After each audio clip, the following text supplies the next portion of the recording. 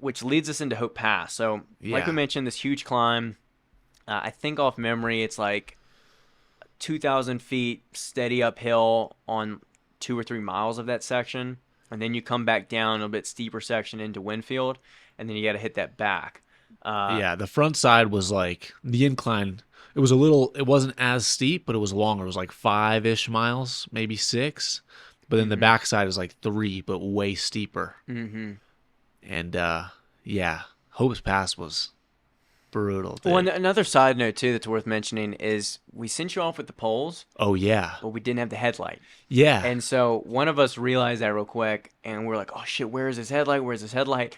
I was like, damn it, let me give him mine. And I was like, I have mine. I know where mine's at. So I grabbed mine out of my bag, and Darian with Koros Ran over grabbed there. it and sprinted towards you. And he was like, yo. Yeah. He's like, you're going to need this. And it's middle of the day, Mm-hmm. you know? So, I mean, It was pretty bright out. It was maybe 4 o'clock? maybe 3, 4 o'clock? Yeah, 3, 4 o'clock. I forget what the cutoff was at Twin Lakes, but I was like, I looked at him like, I'm gonna need that.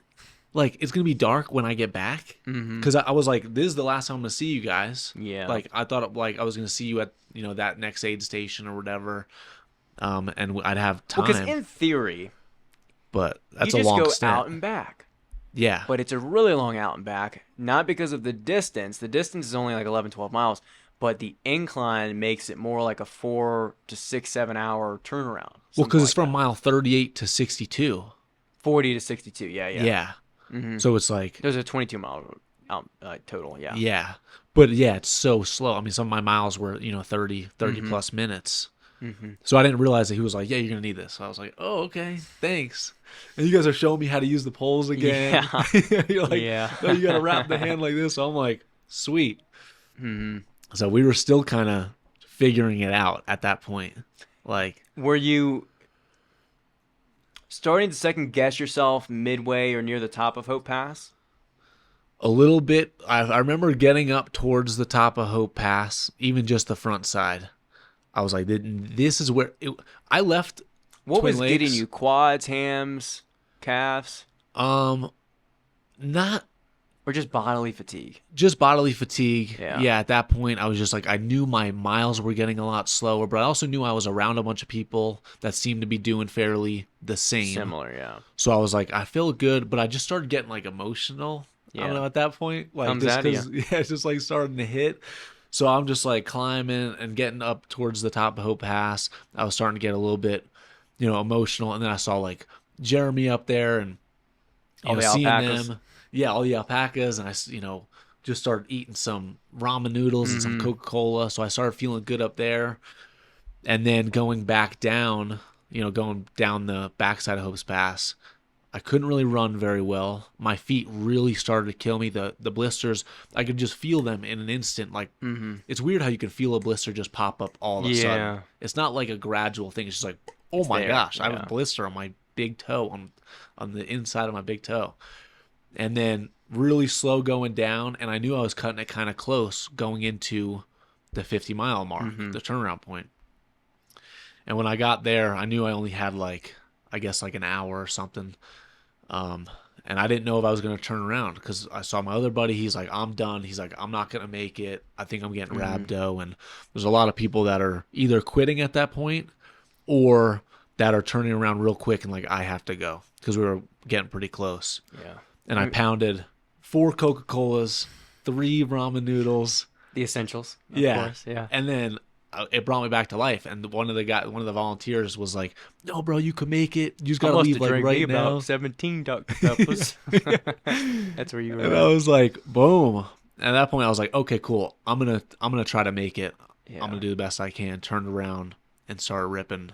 So I want to stick on that point about a lot of your friends, your buddies, your peers dropping out at that point. Yeah, So that was really, obviously, the toughest section of the race, 22-mile section, super steep, highest altitude, and you're 50 miles, 60 miles into this race. And so some of the people, again, that I was using as a reference point were dropping out. So I'm like updating it. I see so-and-so DNF'd at, Hope Pass or Winfield. Then I see someone else DNF. And then I'm not seeing any time code on this other person. And then I'm looking at the clock and I'm trying to figure out, did Joey make it? Because again, we talked about how prepared Mike was. Some of these other different athletes that live at altitude prepared probably longer than you, and possibly even on a higher like mileage or time on feet level to where, and had more experience with ultras. Yeah. So it wasn't any discount on you or your ability. It was more just, hey, we know the ability of these people. Yeah, like and Dave Illy's done 50s before. yes, we know what they're typically capable of, and they've dropped out now. So where is Joey at? And we were so Yeah. in the dark, which is the cool factor of the unknown runner, right? Yeah. And so where was your mind at when you start to see a lot more people, heaving and DNFing and pale as a ghost? What were you thinking? At that point, like I started seeing them obviously at that turnaround point, and then I kind of made the decision like, okay, I'm definitely gonna try this and turn around and go. Like I'm not gonna quit. I made this cutoff. I'm definitely turning around. And then as I turned around and started heading back up the backside of Hope's Pass, I started seeing people like Adam Klink. He was coming down. I was like, how are you feeling? He's like, I think I have rhabdo again. Yeah. Like then I saw Dan. He was limping. He just rolled his ankle pretty bad. And I don't know if then I saw maybe Harkins, Mike. I think, dropped around there. Mike Harkins and Yeah. Mike Adalia. Yeah, I don't remember A lot of the guys that if were I following. saw like where they were and if they were going to make the cutoff. But at this point, this is where the most people quit. Yes, is at yeah. that 50. Yeah. And then I was like, well, I wasn't in the mindset of ever like I'm gonna quit, but I knew things were getting really hard. Everyone was getting quiet, even on the trails. Like early on, everyone's talking, hey, how you doing? How you feeling? Yada yada. At one point, I mean, we're on the backside of Hope's Pass. There's probably like 10 of us like stacked up right behind each other. Mm-hmm. No one's saying a word. I mean, it's just complete utter silence, and it's just a steep hike.